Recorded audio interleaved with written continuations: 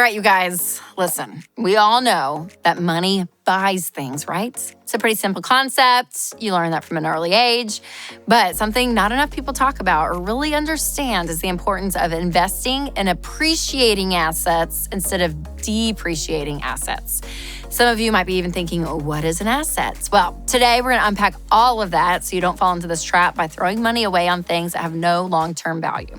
So first, let's define appreciating and depreciating assets. So a depreciating asset is something that goes down in value after you buy it. An appreciating asset is something that goes up in value after you buy it.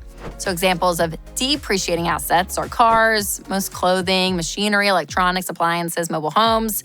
Some example of appreciating assets is land or property, real estate, some designer items like vintage and that kind of thing, some high-end art, some investments and stocks. So you would think that after a quick Google search of some of this information, the problem of debt and bad investments would just be solved, right? That no one would get into a bad deal like this, but sadly, no.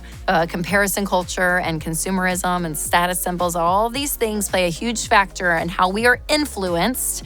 And sometimes it causes us to throw money away on material things that don't bring us a return on our investment down the road, which is why it's important to, number one, pay for things in cash, especially depreciating assets that are necessary. So think about cars or appliances or clothes. Number two, get yourself in a place financially where you can invest in things that will passively add to your net worth over time. So when you think about investing in a mutual fund and you have it in the market, you will make interest on that over time. Or real estate. If you go and buy real estate, that asset will appreciate over time. Your net worth should never be the end-all be-all that defines your worth, but it is a natural thing that can happen over time as you start making wise financial choices. And before I share more about how to grow your net worth with wise investments, I want to tell you about one of our sponsors, Christian Healthcare Ministries.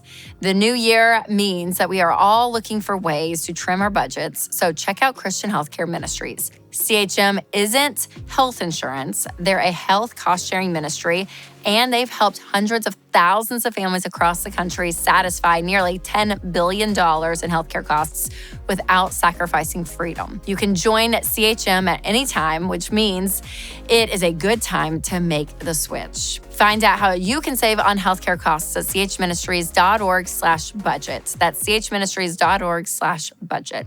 Okay, let's talk about how to invest in appreciating assets. So when you look at the Ramsey baby steps, you want to be out of debt, have a fully funded emergency fund of 3 to 6 months of expenses, and then you're going to start investing in retirement. So when you're doing this, you are investing, again, in stocks under your 401k or your Roth IRA. And when you're doing that, you are investing your money that will make interest over time, which means it is appreciating. Now, all this sounds great, but it can be tough to stay motivated and disciplined if you don't fully understand the numerical difference that it makes in your budget. So let's crunch some hypothetical numbers, okay? Let's say you eliminate your monthly car payments, pay it off completely, or maybe you sell your car and buy a used one instead. But the average car payment is anywhere from $430 to $575. So let's say you invested $500 a month for 30 years with an average return rate of 10%. You would have $915,000 saved for retirement. And that's only after contributing $170,000. So instead of putting your money towards something that's going down in value like a car, what if you didn't do that and instead you took that car payment and you invested it and actually made money for you? So you see that appreciating asset, that is something that I can get behind. Or let's say you're able to buy a house when you're 35 years old and the estimated return on real estate investing is anywhere from 3 to 5% per year. And it's a really safe range, very moderate. So if you're in a big booming city like Nashville, it's probably significantly more. So if you bought a house for $350,000 with a $35,000 down payment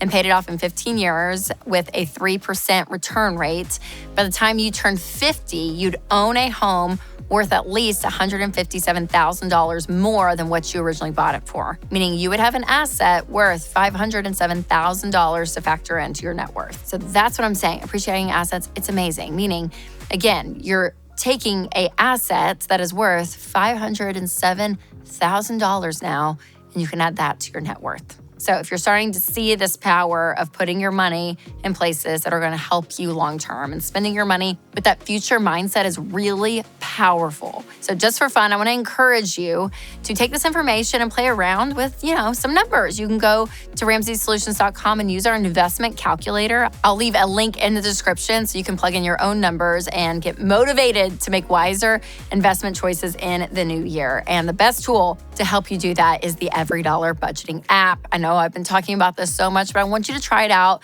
and put it in the comments if you have or if you're using it, because it's the thing that's going to help you see all these numbers laid out and you're able to think, okay, what if I took that car payment that I'm paying and take it out and you plug it into the investment calculator and it all starts working together.